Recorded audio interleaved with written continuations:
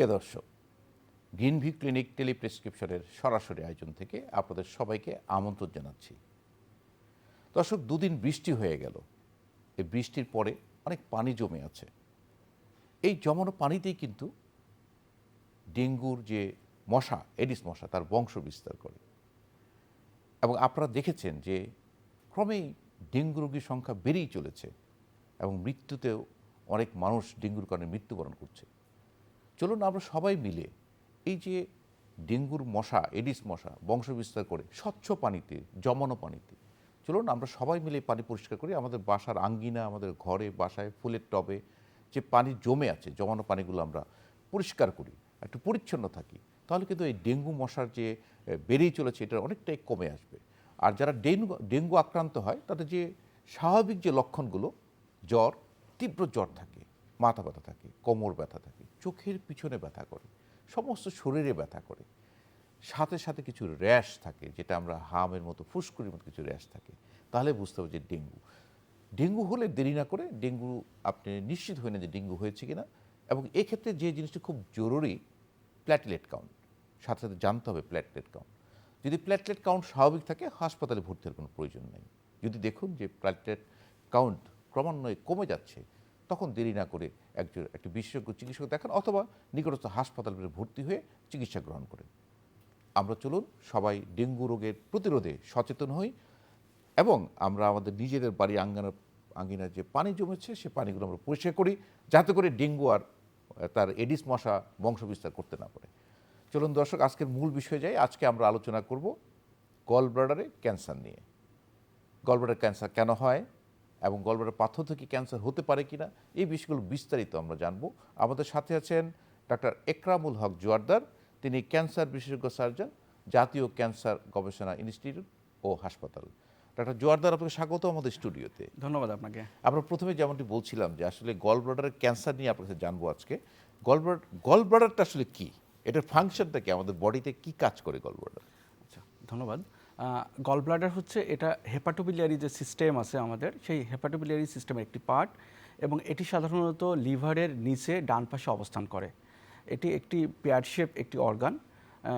সাধারণত আমরা জানি যে আমাদের লিভার থেকে পিত্ত রসগুলো তৈরি হয় এবং পিত্ত নালীর মাধ্যমে সেগুলো সাধারণত নিঃসৃত হয়, এবং এগুলা আমাদের লিভারে এসে জমা থাকে। এবং যখন আমরা কোনো চর্বি জাতীয় খাবার খাই, সেই চর্বি জাতীয় খাবার খাওয়ার কারণে সেগুলোকে পাচনের জন্য বা হজমের জন্য সাধারণত কিছু এনজাইম রিলিজ হয়, এবং যেগুলোর কারণে পিত্তথলিকে স্টিমুলাস দেয়, এবং পিত্তথলি থেকে তখন পিত্তরসগুলো নিঃসৃত হয় এবং সাধারণত চর্বি জাতীয় খাবার হজমে আমাদের সাহায্য করে থাকে। তার মানে তাহলে গল ব্লাডার তো একটা বিশাল রোল প্লে করে, যে আপনার ফ্যাট অ্যাবজর্পশনের জন্য খাবার হজমে একটা রোল। এই গল ব্লাডার কিন্তু আমাদের দেশে আমরা যে রোগগুলো বেশি পেয়ে থাকি, গল ব্লাডার স্টোন, এটা আসলে আমরা খুব বেশি পাই, অনেক বেশি। অনেক সময় দেখা যায় গল ব্লাডার পলিপ, আবার আপনার গল ব্লাডার ক্যান্সারও আপনার পলিপ ইদানিংকালে পাওয়া যাচ্ছে। আসলে এই গল ব্লাডার স্টোনটা কেন হয় বা পলিপটা কেন হয়? আচ্ছা, ধন্যবাদ। গল ব্লাডার স্টোন হওয়ার সাধারণত অনেকগুলো ফ্যাক্টর রিলেটেড। প্রথমে যদি বলি যে আমাদের পিত্তথলিতে কি থাকতেছে, ওখানে সাধারণত আমাদের পিত্তরস থাকতেছে, যেগুলোকে আমরা বাইল বলি। বাইল লিকুইড হলেও এগুলো কিন্তু অনেকগুলো কেমিক্যালের কম্বিনেশন। যেমন এগুলোতে সাধারণত কোলেস্ট্রল থাকে, ক্যালসিয়াম থাকে, বাইল সল্ট থাকে, এবং এছাড়াও বাইল অ্যাসিড থাকে, এবং অন্যান্য রাসায়নিক পদার্থ কিন্তু থাকতেছে। যখনই এগুলোর কোনো ইমব্যালেন্স হচ্ছে, তখন সাধারণত পিত্তথলিতে স্টোন ফর্ম করতেছে। এছাড়াও যদি পিত্তথলির সংকোচন প্রসারণ ক্ষমতাও যদি কোনো কারণে লস্ট হয়ে যায়, তখন কিন্তু অনেক দিন ধরে পিত্তথলিতে পিত্তরসগুলো আটকে থাকতেছে, এবং সেখানে কিন্তু এগুলা সাধারণত বাইল থেকে পিত্তথলিতে পাথর তৈরি হচ্ছে। মানে এটা জমে জমে জমে জমে পাথর তৈরি হচ্ছে। অথবা যদি ডিস্টাল কোনো অবস্ট্রাকশন থাকে, যে পিত্তথলি থেকে সাধারণত পিত্ত নালীর মাধ্যমে এগুলো সাধারণত আমাদের খাদ্যে নালী যেটা আছে ডিউডেনাম, এখানে যাচ্ছে, কিন্তু এই পাথরিতে কোথাও যদি কোনো অবস্ট্রাকশন থাকে, তাহলেও কিন্তু পিত্তথলিতে পাথর হতে পারে। এছাড়া আরও কিছু ফ্যাক্টর আছে, যেমন সাধারণত মেয়েদের এটা বেশি হয়, তারপর যারা চর্বিজাত খাবার বেশি বেশি গ্রহণ করে তাদের হতে পারে, যাদের ডায়াবেটিস নামক রোগ থাকে তাদের হতে পারে, তাছাড়া যারা ওবেজ তাদেরও কিন্তু পিত্তথলিতে পাথর হতে পারে। তাহলে এটা হলো কি, আপনারা যেটা বলছেন, আমরা কিন্তু আগে জানতাম 5F বলা হতো, যে ফিমেল, ফার্টাইল, তারপরে ফেয়ার। এক্স্যাক্টলি, যারা কি বেশি বেশি, আপনি যেমন বলেন, যারা বেশি বেশি কনসিভ করে, যাদের বেশি বেশি গর্ভধারণ করে, তাদের হতে পারে। জি। এবং আচ্ছা, যারা এখানে কিন্তু কন্ট্রাসেপটিভ পিল খায় তাদেরও কিন্তু পিত্তথলিতে পাথর হতে পারে। হতে পারে।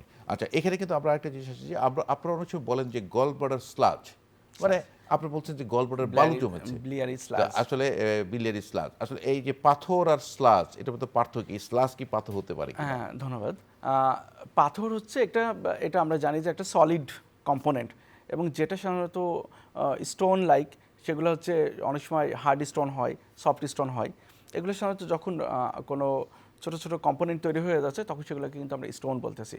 কিন্তু অনেক ক্ষেত্রে দেখা যাচ্ছে যে বললাম যে কম্পোনেন্টগুলো থাকে বাইল সল্ট, বাইল অ্যাসিড, ক্যালসিয়াম, কোলেস্ট্রল, এগুলো থাকে। এগুলো পাথর ফর্ম করে নাই, কিন্তু এগুলো কোনো কারণে বাইলের কনসেন্ট্রেশন বেড়ে যাওয়ার কারণে এখানে বিলিয়ারি কিছু স্ল্যাশ তৈরি হয়, এবং যেগুলো সাধারণত বিলিয়ারি চ্যানেলে চলে গেলে সাধারণত অনেক সময় পেইন হয়, সিভিয়ার পেইন হয়। আবার এগুলো অনেক দিন ধরে থাকলে এগুলো থেকে কিন্তু পরবর্তীতে স্টোন ফর্ম করতে পারে। আচ্ছা, এই যে স্টোন, আমাদের কিন্তু একটা ধারণা আছে যে স্টোনটা অপারেশন না করলেও চলে। অনেকে স্টোন নিয়ে দীর্ঘদিন থেকে থাকছেন, মানে অপারেশন করতে চাচ্ছেন না। বা আমাদের নর্মালি কিন্তু আমরা অপারেশনের প্রতি একটু ভয় ভয় থাকে আর কি। থাকে। তো সেই কারণে যে অপারেশন করছি না, তো এই পাথর কি ক্যান্সার হওয়ার কোনো ঝুঁকি আছে কিনা? সাধারণত পিত্তথলিতে পাথর থাকলে অনেক সময় অ্যাসিমটোমেটিক থাকে, যে অনেক দিন ধরে পাথর আছে, সে জানেই না। কোনো কারণে হয়তো অন্য কোনো কারণে পেটের একটা আল্ট্রাসোনোগ্রাফি করতে গেছে, তখন দেখা যাচ্ছে যে তার পিত্তথলিতে পাথর আছে। পেশেন্ট কিন্তু তখন জানলো পাথর আছে। আর কিছু কিছু পাথর আছে যেগুলো সাধারণত পিত্তথলির ভিতরে মুভ করতে থাকে, তখন পিত্তথলির যে ওয়াল থাকে, সে ওয়ালগুলোতে গিয়ে সাধারণত ঘষা খায়, ওখানে ইরিটেট করে, প্রদাহ তৈরি করে, তখন কিন্তু ব্যথা হয়। তখন রুগীরা নোটিশ করে যে তার পিত্তথলিতে পাথর হয়েছে। কিন্তু পাথর যদি দীর্ঘদিন ধরে থেকে থাকে এবং যদি পাথরের সাইজ বড় হয়, আমরা সাধারণত বলে থাকি যে 3 সেন্টিমিটারের বেশি যদি কোনো পাথর হয়ে থাকে, সেগুলো কিন্তু পিত্তথলির ক্যান্সারের জন্য দায়ী। তাহলে তো একটা ঝুঁকির মধ্যেই থাকলো অবশ্যই যারা ঝুঁকির ভিতরে। পাথরে আছে এবং আরও তাদের। একটা ইনফরমেশন আমরা শেয়ার করতে চাই, যখন কোনো রুগীদের পিত্তথলির ক্যান্সার হয়ে থাকে এবং সেগুলোতে দেখা যায় যে অ্যারাউন্ড 60 to 93% পেশেন্টেরই কিন্তু পিত্তথলিতে পাথর থাকে। তো এখানে আরেকটা পাথরের সাথে আরেকটা জিনিস আসছে, যেটা গলব্লাডার পলিপ পলিপ। বলেন আপনার, পলিপ। তো ওই পলিপটা আসলে কি, এবং এটাও কি ক্যান্সারের ঝুঁকি আছে কিনা? পলিপ হচ্ছে যে আমাদের পিত্তথলিতে যে ওয়াল থাকে, মিউকাস লেয়ার বলি আমরা। পিত্তথলিতে সাধারণত অনেকগুলো লেয়ার থাকে, তার ইনার লেয়ারটা হচ্ছে মিউকাস লেয়ার। এই মিউকাস লেয়ার থেকে যখন কোনো মাংসপেশি একটু বেড়ে আসে, সেটা হচ্ছে মিউকোজ লেয়ার। কিন্তু সেখান থেকে যখন কোনো মাংসপেশি বেড়ে আসে বা মিউকাস লেয়ারগুলো যখন একটা পলিপ, মানে লাইক বেলুনের মতো ছোট্ট যদি কোনো কিছু হয়ে থাকে, সেগুলো সাধারণত পলিপ বলি। কিন্তু এই পলিপ যদি 1 সেন্টিমিটারের বড় হয়, তাহলে সেটা কিন্তু আমাদের পিত্তথলি ক্যান্সারের ঝুঁকির অন্যতম কারণ। তাহলে এখানে তো দেখা যাচ্ছে যে গলব্লাডার পলিপ যদি বড় হয় বা স্টোন যদি 3 সেন্টিমিটারের বেশি হয়, তাহলে এটা জরুরি ভিত্তিতে অপারেশন করে নেওয়া ফেলা উচিত। ভালো। আচ্ছা, আপনি বলছেন যে ঝুঁকি আছে ক্যান্সারের।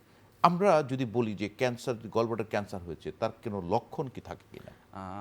মানে আমরা বুঝবো কি করে যে ক্যান্সারের হওয়ার সম্ভাবনা আছে? সম্ভাবনা।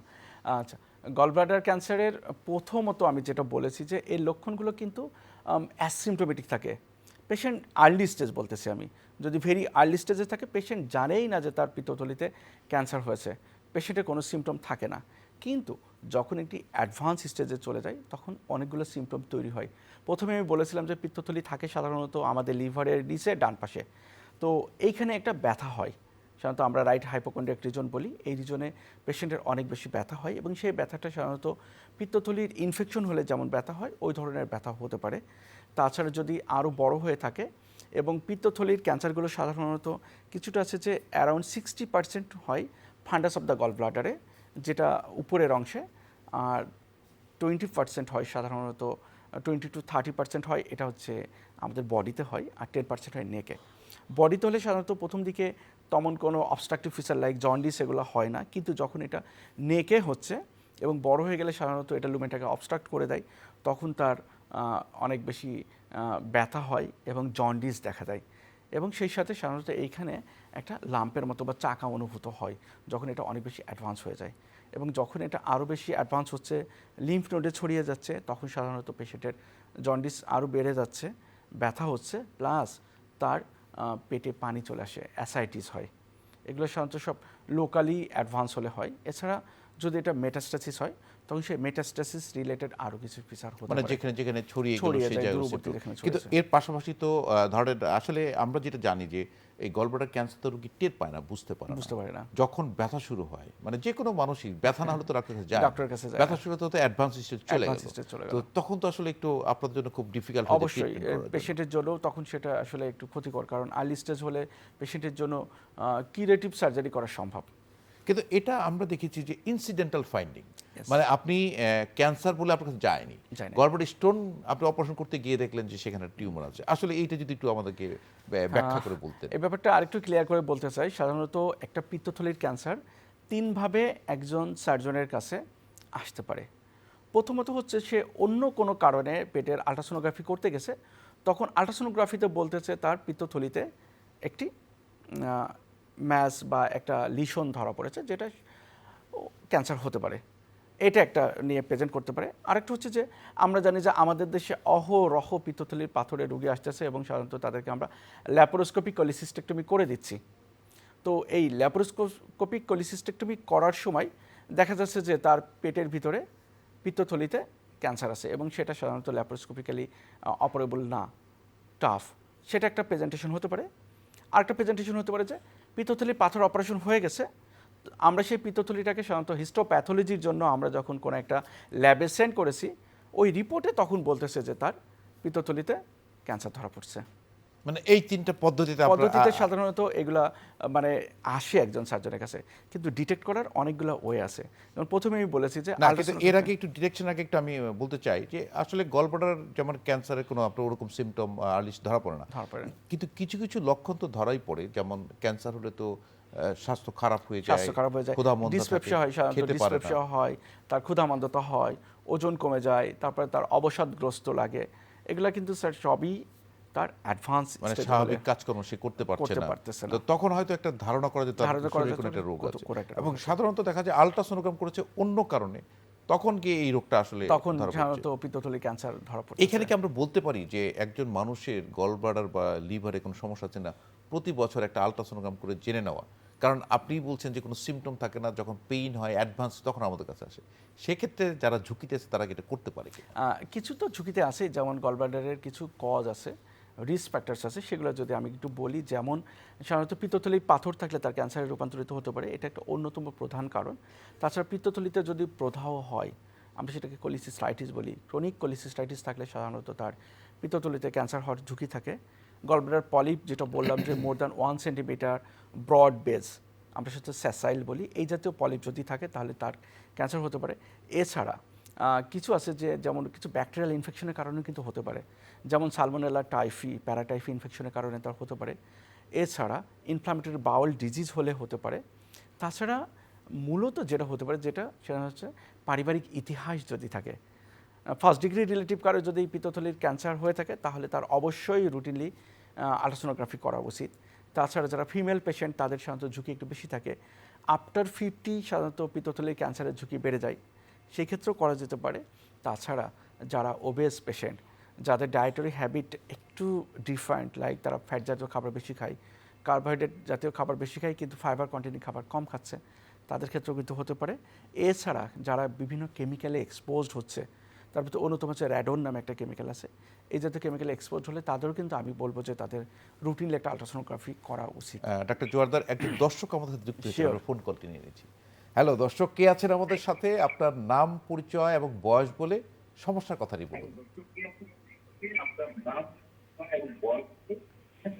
জি, আমি মাহমুদ আক্তার, মতলব গাজীপুর। ঠিক আছে। জি, চিনতে পারছি, বলুন। আমার ভাইয়ের পরশুদিন শুক্রবারে ডিঙ্গুলে কামড়াইছে, অনেকগুলো ডিঙ্গুলে। তো এখন আপনার ইমার্জেন্সিতে নিয়ে গেছিলাম, 4টা সুই দিচ্ছে।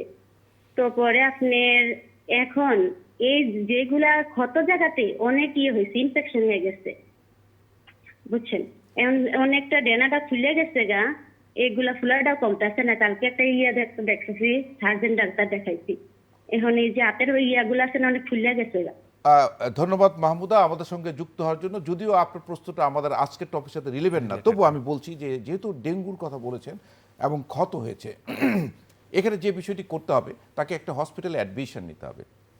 ক্ষতটার জন্য হয়তো আমরা ভায়োডিন বা এই জাতীয় ওষুধ দিয়ে আমরা ডেইলি ড্রেসিং করব। আর ডেঙ্গুটা তার প্লেটলেট কাউন্টটা কেমন আছে, ডাব্লিউবিসি কাউন্ট কেমন আছে, এগুলো আমাদেরকে প্রতিদিন মনিটর করতে হবে। মনিটর করলে এবং আপনি যদি প্রপারলি ওষুধ সেবন করেন আপনি ইনশাল্লাহ ঠিক হয়ে যাবেন। ধন্যবাদ আমাদের সঙ্গে যুক্ত হওয়ার জন্য। ডাক্তার জোয়াদা, যে প্রসঙ্গে ছিলাম আপনি বলছিলেন যে অনেকগুলো রিস্ক ফ্যাক্টরের কথা বলছিলেন গলব্লাডার ক্যান্সারে।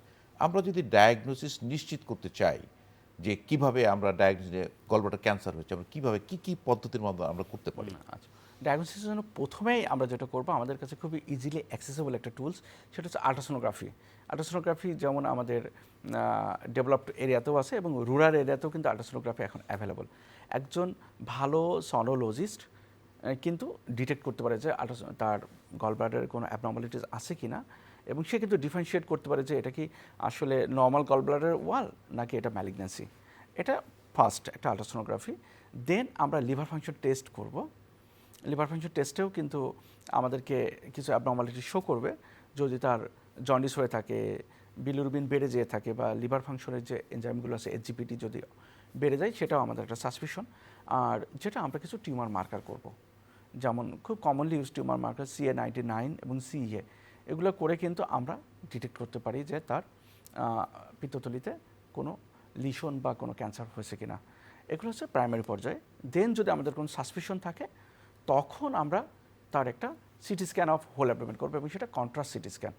কন্ট্রাস্ট সিটি স্ক্যান করলে আমাদেরকে কিন্তু বেটার ডিটেক্ট করে দিবে যে তার পিত্তথলিতে ক্যান্সার হয়েছে কিনা, এবং এর পাশাপাশি আমাদের স্টেজিংয়ে হেল্প করবে। কারণ পিত্তথলির ক্যান্সারের ট্রিটমেন্ট অপশন স্টেজিংয়ের সঙ্গে ওতপ্রোতভাবে জড়িত, কারণ প্রপার স্টেজিং না হলে তার প্রপার ট্রিটমেন্ট সম্ভব না। সেটা একটা করা যেতে পারে। এছাড়া আমরা স্টেজিংয়ের জন্য আরও কিছু ইনভেস্টিগেশন করতে পারি, যেমন তার একটা বুকের আর এক্স রে করতে পারি যে তার বুকের কী অবস্থা, এবং পেটের আল্ট্রাসোনোগ্রাফিতে তো আমাদের বললোই যে লোকাল জায়গাতে কোনো মানে লিশনটা কী অবস্থা এবং তার পেটের অন্যান্য জায়গায় ছড়িয়ে গেছে কিনা, এগুলো করা যেতে পারে। এছাড়া আমরা যেটা করতে পারি, যদি আমাদের আরও বেশি সাসপিশন হয়, সেক্ষেত্রে কিন্তু আমরা একটা সিটি স্ক্যান, পেট সিটি স্ক্যান করতে পারি, যেটা এখন আধুনিকতম একটা ইনভেস্টিগেশন টুল। বডিতে কোথাও ছড়িয়েছে কিনা, local as well as distant কোনো মেটাস্টেসিস আছে কিনা, সেটা কিন্তু আমাদেরকে প্রপারলি ডিটেক্ট করে দিতে পারবে। এই পদ্ধতিগুলোতে জোয়ারদার আমরা তো জানবো যে তার গলব্লাডার মাস আছে বা গলব্লাডার টিউমার আছে, কিন্তু এই টিউমারটা ক্যান্সার কিনা সেটা ধরেন আমরা যেরকম বায়োপসি কথা যদি বলি, বা আমরা যদি কোর বায়োপসির কথা বলি বা এফএনসি বলি, কোন পদ্ধতি কনফার্মেটিভ, মানে একদম আমরা ডায়াগনোসিস নিশ্চিত হতে চাচ্ছি? ধন্যবাদ। পিত্তথলির ক্যান্সারের ক্ষেত্রে সাধারণত আমরা বায়োপসিটা করি না। এটা রেডিওলজিক্যাল ডায়াগনোসিসই অ্যানাফ, কারণ বায়োপসি করলে এটা সাধারণত স্প্রেডিংয়ের চান্স অনেক বেশি থাকে, এবং আপনারা জানেন যে পিত্তথলির ক্যান্সারের প্রগনোসিস কিন্তু খুব খারাপ। অন্যান্য ক্যান্সারের তুলনায় এদের প্রগনোসিস খুবই খারাপ অ্যাডভান্স কেসের ক্ষেত্রে। আর আর্লি কেসের ক্ষেত্রে তো প্রগনোসিস অনেক ভালো। সেই ক্ষেত্রে আমরা এটাকে স্প্রেড করতে চাই না। আমরা যদি আমাদের ক্যান্সার সাসপিশন হয়, সেক্ষেত্রে আমরা তাকে একটা ইমেজিংয়ে অ্যানাপ করে আমরা তার অপারেশন করতে পারি। কিন্তু এখানে আরেকটা জিনিস আমি শেয়ার করতে চাই, আমরা এমআরআই অফ অ্যাবডোমেন করতে পারি, কারণ এমআরআই আমাকে খুব স্পষ্টভাবে ডিটেক্ট করে দিতে পারে যে এটার স্টেজিংটা কী। কারণ আমার এখানে টি স্টেজিংটা খুব ইম্পর্টেন্ট। এটা কি T1A নাকি T1B, এটার ভিতরে কিন্তু স্পষ্ট আমাকে ডিটেক্ট করে দিতে পারে এমআরআই। কারণ T1A হলে অনলি কোলিসিস্টেক্টমি, মানে পিত্তথলির অপারেশনই অ্যানাফ। কিন্তু T1B থেকে T2 পর্যন্ত যদি হয়ে থাকে, সেক্ষেত্রে কিন্তু আমাকে মানে রেডিক্যাল সার্জারি করতে হয়। সেগুলো নিয়ে আমরা পরে আলাপ করবো।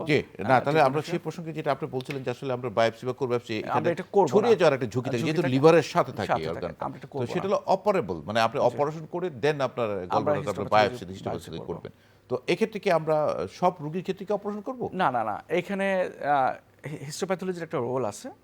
যদি আমার ইমেজিংয়ে বলে যে এটা অ্যাডভান্স স্টেজ এবং এটা ইনঅপারেবল, আমি প্রথমে বলেছি যে টি একটা স্টেজিং এবং T2 পরে যদি T3 অ্যান্ড অ্যাভোভ হয়, তখন কিন্তু সেটা অপারেবল না। তখন কিন্তু তার ট্রিটমেন্ট অপশনে চলে যাবে যে তাকে কেমোথেরাপি দিতে হবে। তো কেমোথেরাপি দিতে হলে আমার অবশ্যই টিস্যু ডায়াগনোসিস লাগবে। সেই ক্ষেত্রে আমরা ইমেজ গাইডেড বায়োপসি করব। ইমেজ গাইডেড আমরা বায়োপসি করব, কিন্তু যদি অপারেবল হয়, তখন কিন্তু আমরা বায়োপসি করব না। জি, আমরা আসছি এরপর ট্রিটমেন্ট প্রসঙ্গে আসছি। এর আগে একজন দর্শক আমাদের সাথে যুক্ত আছেন। হ্যালো দর্শক, কে আছেন আমাদের সাথে? হ্যাঁ, বলুন। আমি রাজশাহী থেকে স্বপ্না। জি স্বপ্না, বলুন, শুনতে পাচ্ছি। স্বপ্না, আমার বয়স 30 বছর। জি। আমার বয়স 30 বছর। আমার বাচ্চা হওয়ার 6 মাস পর পিত্তথলিতে পাথর ধরা পড়ে, আচ্ছা। কিন্তু আমার কোনো ব্যথা ছিল না। জি। আমার ওজন কমে যাচ্ছিল, জি। সেই কারণে আমি আল্ট্রাসোনোগ্রাম করাই। জি। তো সেখানে আমার পাথর ধরা পড়ে। জি। এখন আমার হচ্ছে ওজন কিছুতেই বাড়তেছে না। যখন পাথর ধরা পড়ে তখন থেকে মনে করেন আমার ব্যথা নাই, কিন্তু ওজন কমে যাচ্ছে। আচ্ছা। আচ্ছা, আপনি কি কোনো এখন ডক্টরের পরামর্শ নিয়েছেন? হ্যাঁ, আমি বর্তমানে 5 মাস হচ্ছে অপারেশন করেছি। জি। জি। আচ্ছা, এখন বর্তমানে অপারেশন করার পরে আপনার কোনো সমস্যা আছে কিনা এখন? আমার কোনো সমস্যা নাই, কিন্তু আমার শুধু ওজন বাড়তেছে না, ওজন কিছুতেই বাড়তেছে না, আমার ওজন কমে যাচ্ছে। আচ্ছা, আপনি সঙ্গেই থাকুন, আমরা জেনে নিচ্ছি স্যারের কাছে। স্যার, উনি যে কথা বলছেন যে স্বপ্নের পাথর ছিল, সে অপারেশন করিয়েছে, তার আগে তার একটা বেবি হয়েছে এবং অপারেশন পরে তার ওজন বাড়ছে না। ওজন বাড়তেছে হ্যাঁ, না। সেই বিষয়ে যদি বলতেন। পিত্তথলি পাথর তো অপারেশন হয়ে গেছে, কিন্তু ওজন না বাড়ার আরও কিছু কারণ থাকতে পারে, যে তার খাদ্যাভ্যাস কেমন, সে প্রপারলি মানে ব্যালেন্স ডায়েট নিচ্ছে কিনা, এবং দিনে সে কী কী খাবার খাচ্ছে, 1 নম্বর। 2 নম্বর হচ্ছে তার শারীরিক পরিশ্রম কেমন হচ্ছে। তারপরে তার একটা ছোট বাচ্চা আছে বলেছে, বাচ্চা ব্রেস্ট ফিড করতেছে, সেই তুলনায় সে নিউট্রিশনাল সাপোর্ট পুরোপুরি পাচ্ছে কিনা। এবং অনেক ক্ষেত্রে ছোট বাচ্চা থাকলে দেখা যায় যে তার রাত্রে ঘুম হয় না। সাধারণত বাচ্চারা ব্রেস্ট ফিড করতে চায় বা বাচ্চারা ইরিটেট করে, সেই ক্ষেত্রে ঘুম হয় না। তার এই প্রবলেমগুলো আছে কিনা দেখতে হবে। যদি এই প্রবলেমগুলো না থাকে তাহলে স্থানীয় একজন মেডিসিন বিশেষজ্ঞ ডক্টরের শরণাপন্ন হবেন, এবং আশা করি উনি ওনাকে একটা ভালো পরামর্শ দিতে পারবেন।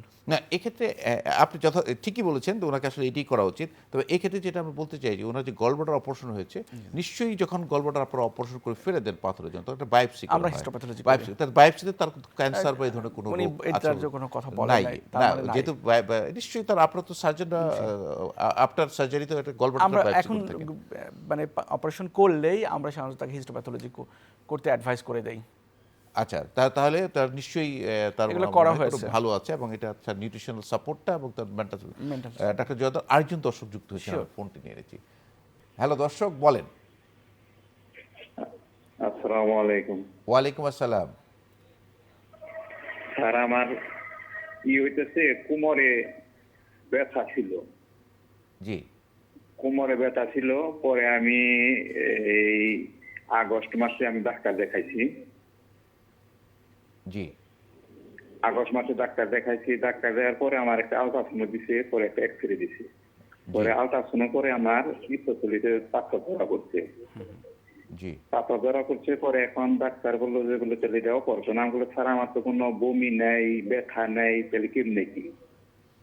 জি, আপনার সঙ্গে থাকুন, আমরা জেনে নিচ্ছি। স্যার যে কথাটি বলছে এটাই আমরা পেয়ে থাকি যে ওনার কোমরে ব্যথা, ওনাকে ডক্টর একটা আল্ট্রাসাউন্ড করেছে, আল্ট্রাসাউন্ডে পাথর, কিন্তু ওনার ব্যথা নাই, বমি নাই, কোনো সিমটম নাই। Symptom নাই। এখন উনি কি করবে? আচ্ছা, ধন্যবাদ প্রিয় দর্শক আপনাকে। যেহেতু আপনার একটা পাথর ডিটেক্ট হয়েছে, আপনি কিন্তু আগে কখনো ডক্টরের কাছে যান নাই, আপনি অগস্ট মাসেই করেছেন। আমরা কিন্তু জানি না যে এই পাথরের ডিউরেশনটা কতদিন, মানে কত আগে থেকে আপনি পাথরে আক্রান্ত। এখন আমাদের যেটা জানা দরকার যে পাথরের সাইজ জানা দরকার আমাদের। পাথরের সাইজটা 3 সেন্টিমিটারের বড় কিনা, এবং পাথরের নাম্বার জানা দরকার যে মাল্টিপল কতগুলো স্টোন পাথর আছে আছে? কিনা। যদি এই জাতীয় কোনো কিছু থেকে থাকে, তো সেই ক্ষেত্রে আমার পরামর্শ হচ্ছে একজন বিশেষজ্ঞ ডক্টরের কাছে আপনি যাবেন, এবং যদি সম্ভব হয় তাহলে আপনি পিত্তথলির পাথরের অপারেশনটা করে নেবেন। তাতে বরং উনি পরবর্তী ঝুঁকি থেকে নিরাপদ থাকবেন। আচ্ছা, এই প্রসঙ্গে ডাক্তার জয়দার আপনাকে বলি, গলব্লাডার তো আপনি প্রথমে বলছেন যে এটা আমাদের দেহের জন্য ফাংশন, আমাদের রস আনে, পিত্তরস হজমে আমাদের সাহায্য করে, চর্বিজাত খাবার ফ্যাট হজমে সাহায্য করে। করে। আমি এই রোগীর ক্ষেত্রে গলব্লাডার ফেলে দিলাম অপারেশন করে। আপনি তো পাথর ফেলেন না, আপনি তো গলব্লাডার থলিতে গলব্লাডার ফেলে দিচ্ছি। আমি ফেলে দেওয়ার পরে এই রোগীর কোনো সমস্যা হবে কিনা, যেহেতু পিত্তরস আসছে না? আচ্ছা, না, পিত্তরস আসতেছে। আমরা প্রথমে বলেছিলাম যে পিত্তথলির কাজ হচ্ছে লিভার থেকে যে পিত্তরসটা আসতেছে, ওটা ওখানে একটা সার্টেন পিরিয়ড জমা থাকতেছে, এবং ওখানে কিন্তু পিত্তথলির ওয়াল থেকে যে আমাদের ওখানে অনেকগুলো গ্ল্যান্ড থাকে। জয়দার আরেকজন দর্শক সাথে আছে, আমরা এই প্রসঙ্গে আসছি। হ্যালো দর্শক, কে আছেন আমাদের সাথে? আপনার সমস্যার কথাটি বলুন। খাইছে কিন্তু অপারেশন করেনি তো। জি, বলুন। হ্যালো। হ্যাঁ বলেন, আমি শুনতে পাচ্ছি। হ্যালো, আসসালামু আলাইকুম। ওয়ালাইকুম সালাম। যে 10 বছর থেকে পাথর ছিল তো তো এই খালি ওষুধ খাইছে, কোনো অপারেশন করেনি। ব্যথাটা মানে উঠছে, আবার ওষুধ খাইছে।